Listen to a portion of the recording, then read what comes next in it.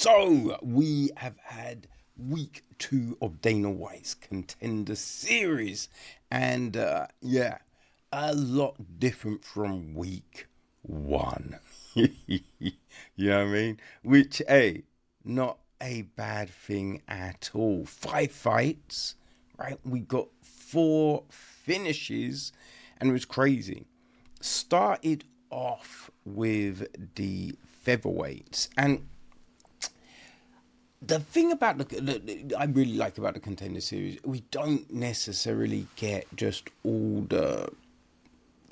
It's not the soap drama like the Ultimate Fighter is, and I do like the Ultimate Fighter, but something about being able to just watch all the fights on one day and see what the fuck happens, right? Who's getting signed, who's not, all of that jazz. But you do get a little bit of, where they're from and all of this thing. And so Tommy Cuozzi, right, who fought Ramiro Jimenez, it's a family affair. His parents brought the local gym, and now he's the head coach there. He met his girlfriend there, well, his wife there, you know what I mean? So it's this whole thing, and everyone's in attendance watching and all of this. And see, you've got all of that.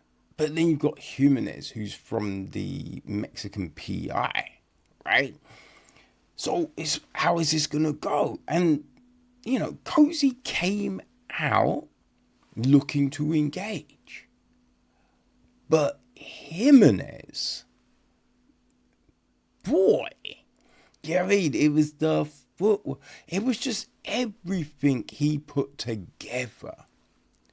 And he hurt he was hurting Cuozzi with his shots. But he wasn't rushing. You know what I mean? There was a lot of thought behind what he was doing. So you look at it and you'd be like, oh yeah, I can see that he's been around Dominic Cruz. You know what I mean? Like, Jimenez looked really good, and just once there was blood in the water, man, he put it together. He put it together and got that finish. So it's crazy when you then hear him in his interview afterwards, and he's so mild-mannered and unassuming. He'd be like, yo, was that the dude that just beat the fuck out of a guy in the octagon? You know what I mean? It was crazy. But, hey, homie looked really good, So we then had the heavyweights. Guillermo Uriel against Josh Hokit. And, I mean, if you come in talking as much shit as Hokit, you have to win that fight, right? You have to win that fight. Because otherwise, you're just going to look like a complete arse. Now, the trash talk, not the best. Like, it does feel very gimmicky from him. So it'd be just good to see him fight. But he did his thing. You know what I mean? Because Uriel, it looked like he had heavy hands. And he came out fast. Right? But Hokit avoided the damage and just put it on Uriel. Just put it on him. Took him down. Just sapped his energy and his will, because in that first round, you didn't do a bad job of stopping a lot of the takedowns and, you know what I mean, getting back up and all of that. Second, I mean, it was just getting up to go to his corner. He didn't look great, right? But coming out for that second round, Uriel was pretty much done. Actually, not even pretty much. Uriel was done. It was just waiting for a big shot to kind of give the opportunity to be like, yeah, I'm out, right? That was taking someone's soul, essentially. You know what I mean? Like, we've seen it in ways, Laurent Murphy with Aaron Pico, you know what I mean? But that, Hokit just drained the humanity out of Uriel. And so, yeah, Josh Hokit was able to back up his talk. Right, so then we had the bantamweights. We had got Louis Lee Scott against Kaushik Saikumar. And this fight, right? Because Saikumar, he came out and was looking okay. You know what I mean? He came out, was putting together some kicks and shots and everything like that. And then he went for the leg lock. And I think the minute he started going for leg locks, it just felt like he'd forgotten the rest of his game. And he got some good bites on the leg lock, but he wasn't able to control the knee. That was the thing. He got in well, and then he lost the knee. And as soon as you lose the knee, you've lost, really, that as a viable submission. You're not really, unless the other person does something real fucking dumb, you know what I mean? You're not getting a sub. And Louis Lee Scott did a great job of defending all of those leg locks, right? Putting himself in better situations. And, Saikumar, he finished the first round well. He got the back, right? But it's like the levels to it on the regional scene. You can pull certain things off, right? But once you get to this next level of competition, it's not a walk in the park. It's not going to be easy, but getting a rear naked, getting an arm bar, any sort of sub, right? Putting certain things together without the foundation behind it. And that's what we saw.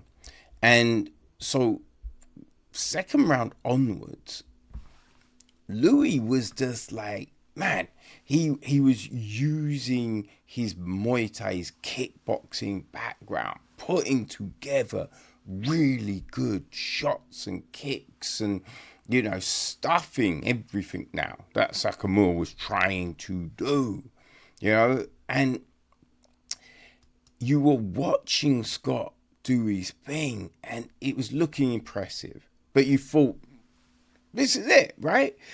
It's going to be a decision, but he's going to be dominating. And then he gets the stoppage in the third round. And you could tell, right? Like, Saikumar was just, those body shots and everything, he just had enough. It was like, it's not like in the heavyweight fight, right? He didn't give up his soul. He didn't lose anything like that. But he just took way too many big shots.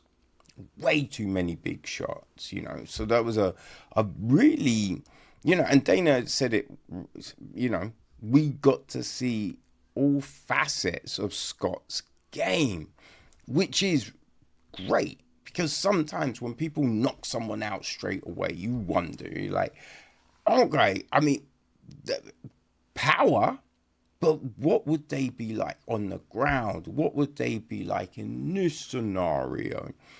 We don't have to wonder about that now because we've seen, Louis Lee Scott in those situations, right? It's just whether up against a higher caliber jiu-jitsu expert, how's he gonna do in those situations? You know what I mean? But we definitely saw a lot from Louis Lee Scott. So then we jumped to the middleweights and we had Brandon Holmes who, I mean, he took this on short notice against Cameron Rowston, who came back from, I think it was last year, or it might have been the year before. But he'd been on the show previously. And this, Holmes didn't do badly at the beginning. But I think the problem sometimes is people want to be a bit too tough, and they want to put on exciting fights, and they let their defense slip a little bit. And Holmes got hurt, right? Holmes got hurt, and Rowston didn't let him, stay safe, right? Wasn't letting him get that takedown so he could recuperate or anything like that. Rowston just continued the pressure, putting on those shots and the ground and pound and everything. And got a very good finish. So the last fight on the card was back to the featherweights. We had Manuel Exposito against José Mauro Delano. And boy, this fight was crazy because it started off and Exposito, came out landing some really good shots, right? But then Delano just kind of took over. Just really crisp combinations. Good footwork, right? Just knowing what to do in the moment, right? It was just that fight IQ. Delano was just on point. And man, he was really putting it on Exposito.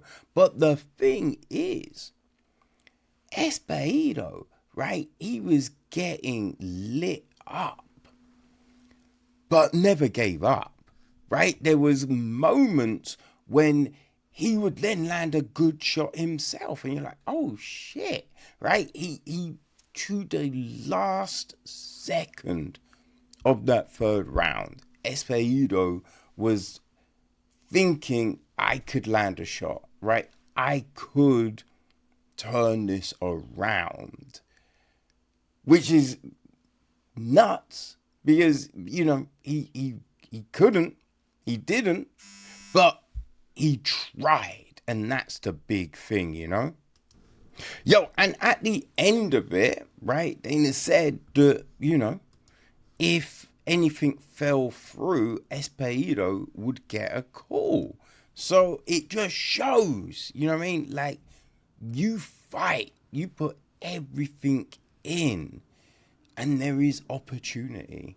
It definitely is. So, hey, interesting shit. Everyone got all the winners got contracts, right? So, Jimenez, Hokit, Scott, Rowston, and Delano all got themselves contracts, and Rowston got himself a booking on the Perth card,